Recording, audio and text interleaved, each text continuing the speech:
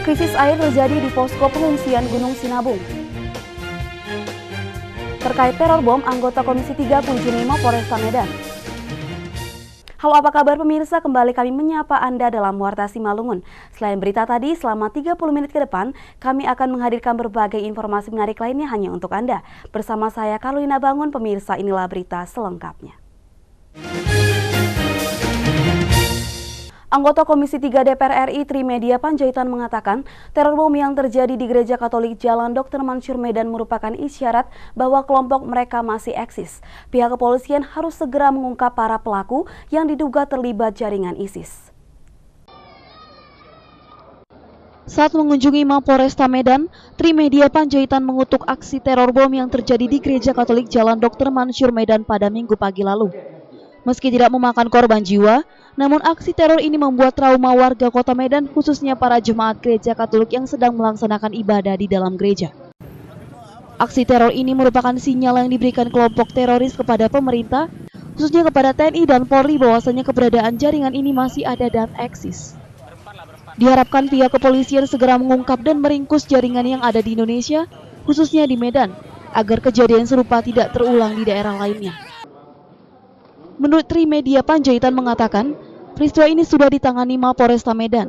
Trimedia meminta agar kasus ini cepat ditangani dan menginstruksikan kepada Kapolda Sumut dan juga petugas seluruh Indonesia jangan sampai lengah. Ya, kan saya udah lihat lokasi tadi.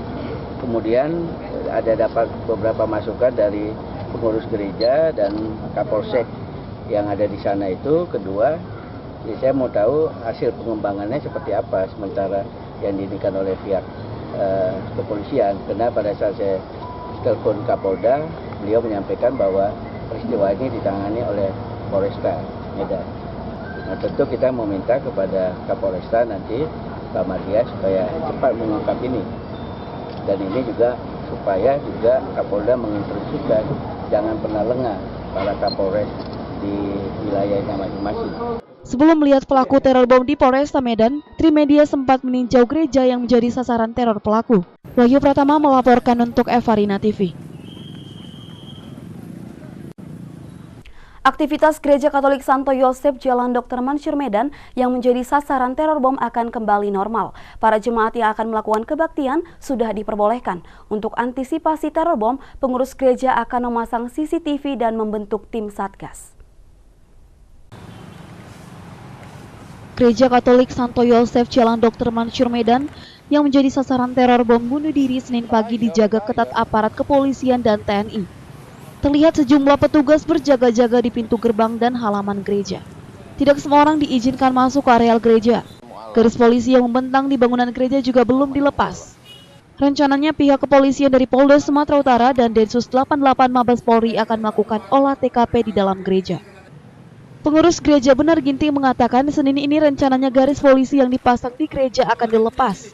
Berarti kegiatan dan aktivitas gereja akan kembali normal. Mengantisipasi teror bom lanjutan, pihak gereja akan memasang kamera CCTV di setiap sudut bangunan dan akan membentuk tim satuan tugas Satgas internal gereja yang bertugas mengawasi tamu yang menyamar sebagai jemaat. Pertama, kita akan segera memasang CCTV. Yang kedua, dari pihak gereja sendiri akan membentuk satu tim Satgas lah untuk mengantisipasi atau memeriksa orang-orang yang akan masuk ke dalam gereja. Apa mencurigakan atau bagaimana? Itu. Teror bom yang terjadi Minggu pagi kemarin sempat membuat syok dan panik para jemaat yang sedang melakukan ibadah. Sementara itu, suasana di dalam gereja masih dalam posisi semula. Pengurus gereja tidak dibenarkan merapikan lokasi kejadian sebelum ada arahan polisi.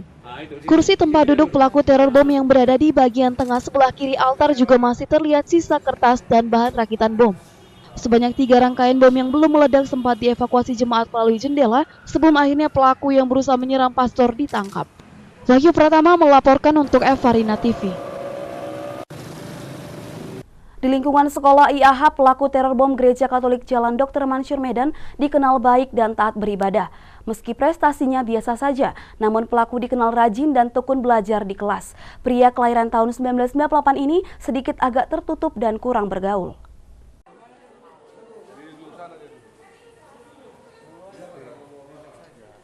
Di sekolah SMU Negeri 4 Medan Jalan Ayahanda Medan inilah IAH, pelaku teror bom gereja Jalan Dr. Mansur Medan bersekolah. Pelaku yang dikenal ramah kepada orang lain ini merupakan alumni tahun 2015. Selama mengecap pendidikan 3 tahun di sekolah ini, pelaku dikenal tekun dan rajin belajar meski prestasinya tidak menonjol dan tergolong biasa saja. Tidak pernah berbuat yang aneh-aneh dan bolos sekolah. Mantan siswa jurusan ilmu pengetahuan alam ini taat beribadah khususnya sholat 5 waktu. Di lingkungan sekolah pelaku tidak banyak bergaul dan cenderung tertutup. Menurut Marisda Sipayung mengatakan keseharian pelaku di sekolah wajar-wajar saja.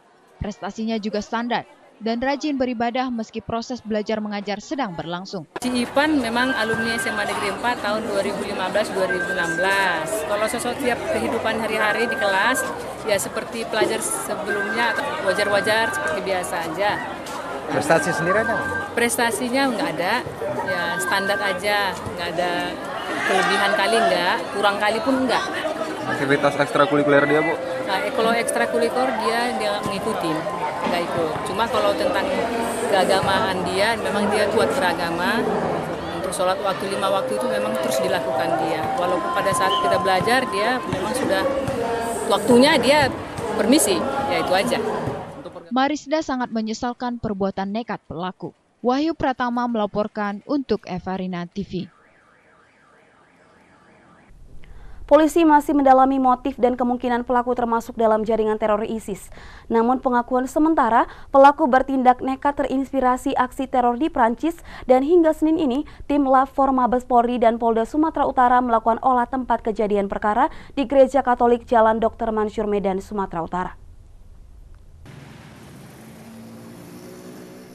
Kepolisian Daerah Sumatera Utara dan Detasemen Khusus Densus 88 Mabes Polri hingga kini masih melakukan penyidikan terkait ledakan bom yang terjadi di Gereja Jalan Dr. Mansur Medan, Sumatera Utara. Pelaku inisial Ivan Ahmadi Hasugian yang masih diamankan di Polresta Medan hingga Senin ini masih terus bungkam dan mengalami syok setelah mendapat penganiayaan warga usai meledakkan bom rakitan di Gereja Katolik Medan. Selain masih memintai keterangan pelaku teror bom yang diduga jaringan teroris, pihak kepolisian terus melakukan olah TKP untuk mencari barang bukti di dalam gereja. Olah TKP kedua ini, petugas mengikut sertakan saksi mata dari jemaat gereja menyaksikan penyerangan Pastor Albert S. Pandiangan. Selain itu, petugas juga menyita serpihan diduga bahan yang terkandung dalam rakitan bom. Dan barang milik para jemaat yang tertinggal saat kejadian sudah diperbolehkan untuk diambil. Kapolresta Medan Kombes Mardias Kusin Dwi Hananto mengaku pihaknya belum bisa mendalami motif pasti aksi Ivan. Namun untuk sementara, pelaku mengaku bertindak sendiri usai terinspirasi aksi teror di Prancis yang dilihat dari internet. Ivan, sang pelaku juga mengakui membuat sendiri bahan peledak yang nyatanya gagal meledak tersebut. Kita dari tim gabungan yang terdiri dari Polresta Medan, kemudian Polda Sumatera Utara, dan di backup juga dari Mabes Polri melakukan TP-TKP di tempat kejadian. Dan tadi dari TKP sudah kita bersihkan bekas-bekas kejadian kemarin.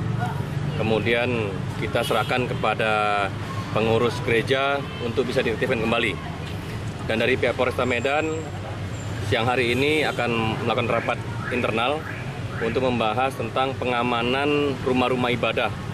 Sehingga yang kita harapkan adalah bagaimana meningkatkan pengamanan internal daripada rumah ibadah sendiri sehingga bisa ada komunikasi dengan pihak kepolisian.